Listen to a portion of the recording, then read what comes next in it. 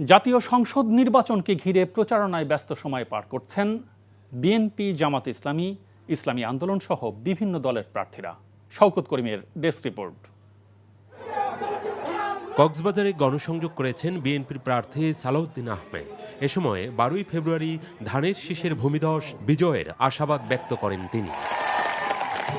আগামী 12 তারিখ বাংলাদেশে ধানের শীষের একটা ভূমিধস বিজয় হবে ইনশাআল্লাহ। জনগণের ব্যাপক সমর্থনের মধ্য দিয়ে, জাতীয় ঐক্য সৃষ্টির মধ্য দিয়ে বাংলাদেশ জাতীয়তাবাদী দল বিএনপি এমন একটি সরকার ব্যবস্থা পরিচালনা করবে যে সরকারের মালিক হবে সকল জনগণ। এনসিপির নির্বাচনী পদযাত্রায় কুমিল্লার দেবিদ্বারে সমাবেশে বক্তব্য রাখেন দলের মুখপাত্র ও নির্বাচন পরিচালনা কমিটির চেয়ারম্যান আসিফ মাহমুদ সজীব ভুইয়া। আমাদের দেখা হবে ইনশাআল্লাহ 22 ফেব্রুয়ারির পর বিজয়ের মিছিলে।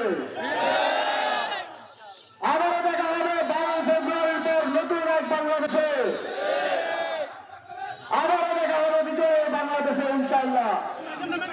কিশোরগঞ্জ 3 আসনে নেতাকর্মীদের সাথে নিয়ে বিভিন্ন শ্রেণী পেশার মানুষের সাথে কুশল বিনিময় করেন বিএনপির প্রার্থী ডক্টর এম ওসমান ফারুক। ভোট চান ধানের শীষে। নরসিংদীতে বিএনপির প্রার্থী খায়রুল কবির খোকনের পক্ষে মিছিল ও লিফলেট বিতরণ করা হয়েছে। নওগাঁ 4 আসনে নেতাকর্মীদের নিয়ে গণসংযোগ করেন জামায়াত ইসলামের প্রার্থী আব্দুর রাকিব। পরিবর্তনের আশ্বাসে তার ভোট প্রার্থনা দাঁড়িপাল্লায়। গণসংযোগ করেছেন বিএনপির প্রার্থী ডক্টর ইকরামুল বারী টিপু।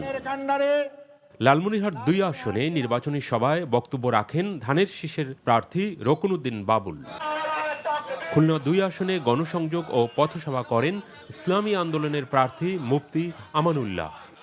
বরিশাল 5 আসনে মাদ্রাসা শিক্ষকদের সঙ্গে মতবিনিময় সভায় অংশ নেন ধানের শীষের প্রার্থী অ্যাডভোকেট মজিবুর রহমান সরোয়ার।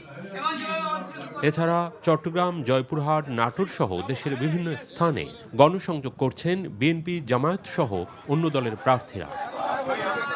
শওকত করিম, এনটিভি নিউজ ডেস্ক।